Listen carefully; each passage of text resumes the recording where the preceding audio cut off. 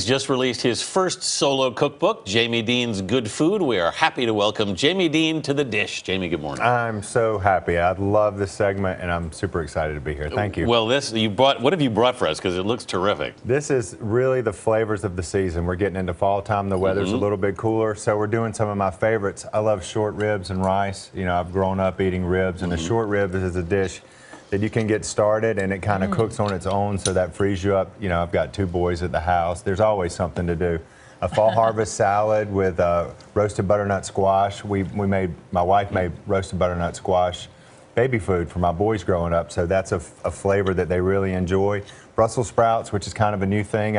Cabbage is one of my favorites, and I never could figure out why I didn't love Brussels sprouts, because they're kind of bitter, and bacon and brown sugar, it turns out, is the answer to take the bitterness out of it. Skillet corn and a recipe that my mother shared with me. We've taken what used to be, for me, I just considered a table decoration, the acorn squash, and we've roasted it. It's really delicious. Salted caramel pecan pie with a pretzel crust. The acorn squash makes a good table decoration still. Yeah. So I want to ask you, because this is your first cookbook without anyone else in the family.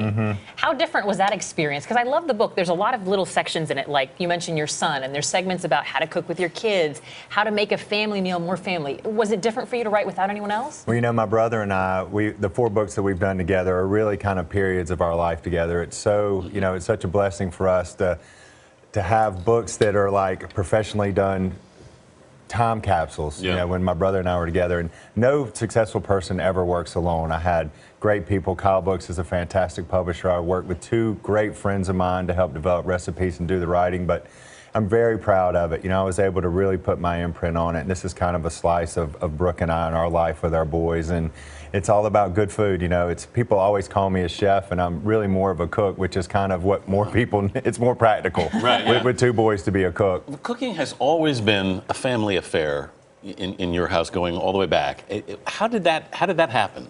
It's just, you know, how we celebrate our love for each other, you know, and all families do it everywhere, but I think maybe in the South people are maybe more aware of it. But my great-grandmother would cook for us as boys, and we would work in her garden and bring her things. And my mother, of course, you know, for a long time suffered with agoraphobia, and Bobby and I didn't know what that was. It just meant home-cooked meals. Mom would cook big meals. She was always home.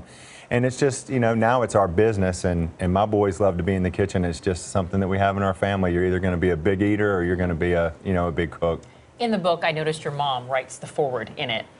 Obviously, it's been a bumpy summer for her. How's she doing right now? She's doing fantastic. You know, we haven't had anything easy.